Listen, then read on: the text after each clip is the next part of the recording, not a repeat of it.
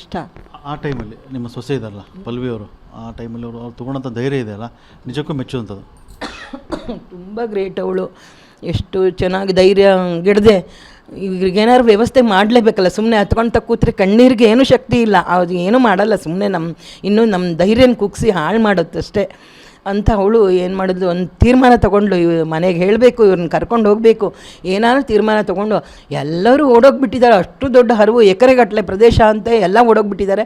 ಇವ್ರು 4 ಜನ ಮಾತ್ರ ಅಲ್ಲಿ ಇವರು ಇನ್ನಿಬ್ಬರು, ಅವರು ಅಪರಿಚಿತರು, ಅಲ್ಲಿಯವರು, ಅಲ್ಲಿ ನಮ್ಮಂಗೆ ಬಂದವರು ಪಿಲಿಗ್ರಿಮ್ಸು. ನೋಡಿ ಆವಾಗ ಸುಮ್ಮನೆ ಏನು ಮಾಡೋದು ತಲೆಗೆ ಹೊಳಿಲಿಲ್ಲ. ಇವರಿಗೆಲ್ಲ ಫೋನ್ ಮಾಡಿದ್ಲು, ಫೋನ್ ಬೇರೆ ಸಿಗೋದಿಲ್ಲ ಇಲ್ಲಿಗೆ. ಅಲ್ಲಿ ಮೇಲೆ ಹೋಗೋದು 4 ಕಿಲೋಮೀಟ್ರ್ ಮೇಲೆ ಹತ್ತಬೇಕಲ್ಲ. ಕುದುರೆನಲ್ಲೇ ತೊಗೊಂಡು ಹೋಗಿದ್ರು ಅವರು. ಕುದುರೆ ಹೈರ್ ಮಾಡ್ಕೊಂಡು 3 ಜನಕ್ಕೂ ನನ್ನ ಕುದುರೆ ತೊಗೊಂಡು ಹೋಗಿದ್ರು.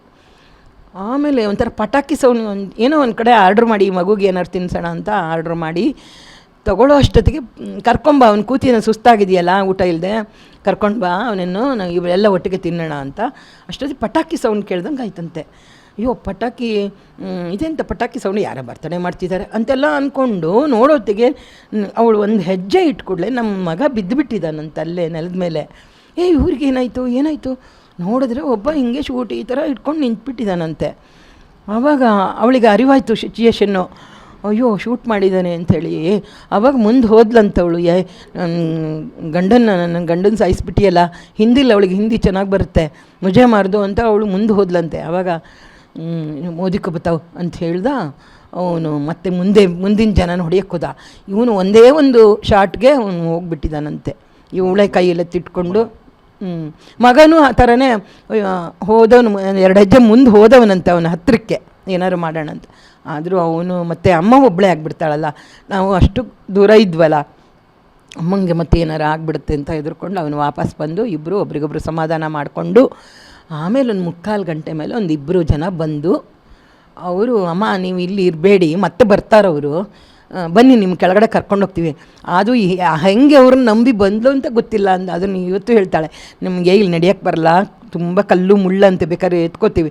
ಇಲ್ಲ ಕೈ ಹಿಡ್ಕೊಂಡ್ರೆ ಸಾಕು. ನಾವು ಮಗನ ಎತ್ಕೊಂಡಿದ್ದಂತ ಒಂದು ಮಾರು ದೂರ ಕಡೆಗೂ ಎಲ್ಲರಿಗೂ ಫೋನ್ ಮಾಡಿ ಯಾರು ನಂಬಕ್ಕೆ, ಫಸ್ಟ್ ಆಫ್ ಆಲ್ ಇವ್ರು ಯಾರು ಫ್ರೆಂಡ್ಸು ಯಾರು ನಂಬಲೇ ಇಲ್ಲ.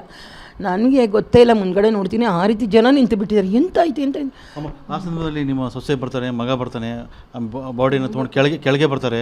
ನಿಮ್ಮ ಮೊಮ್ಮಗ ಕೂಡ ತುಂಬ ಧೈರ್ಯವಂತ ಅಂತ, ಮೊಮ್ಮಗ ಕೂಡ ಅವನು ಸ್ವಲ್ಪ ಧೈರ್ಯ ತಗೊಂಡು ಅವಳ ಜೊತೆ ಸಹಕಾರ, ನನ್ನ ಮಗ ನನ್ನ ಸೊಸೆ ಜೊತೆ ಇದ್ದು ಧೈರ್ಯ ಒಬ್ರಿಗೊಬ್ರು ಸಮಾಧಾನ ಮಾಡಿಕೊಂಡು ಅಂತೂ ಅಲ್ಲಿ ಚೆನ್ನಾಗಿ ನೋಡ್ಕೊಂಡ್ರಂತೆ. ಮಾತ್ರ ಮಿಲ್ಟ್ರಿಯವರು ಬಂದಿದ್ರಂತೆ, ಆಮೇಲೆ ಸರ್ಕಾರದವ್ರದ್ದು ಎಲ್ಲ ಅಲ್ಲಿ ಇದೆಲ್ಲ ಇತ್ತಂತೆ, ಅಕಾಮಡೇಷನ್ ಎಲ್ಲ ಇತ್ತಂತೆ ಅಲ್ಲೆಲ್ಲ ಚೆನ್ನಾಗಿ.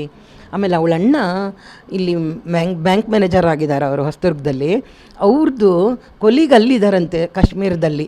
ಅವರಿಗೆ ಅವ್ರು ಹೇಳಿದ್ರಂತೆ, ನನ್ನ ತಂಗಿ ಬಂದುಬಿಟ್ಟಿದ್ದಾಳೆ, ಹಿಂಗಾಗಿದೆ, ಒಂಚೂರು ನೀವು ಏರ್ಪಾಟ್ ಮಾಡಿ ಅವಳಿಗೆ ಉಳಿಯೋಕ್ಕೆ ಅಂತ. ಅವ್ರು ತಕ್ಷಣ ಬಂದವರು, ಬನ್ನಿ ನಮ್ಮ ಮನೇಲಿ ಉಳ್ಕೊಬೋದು, ಎಲ್ಲ ರೆಡಿ ಇದೆ, ಬನ್ನಿ ಅಂತಂದು. ಇಲ್ಲ ನಮಗಿಲ್ಲಿ ಮತ್ತೆ ಸರ್ಕಾರದವ್ರು ಬಿಟ್ಟು, ಇಲ್ಲ ನಾನು ಇಲ್ಲೇ ಉಳ್ಕೊಳ್ತೀನಿ, ಎಲ್ಲ ರೆಡಿ ಇದೆ.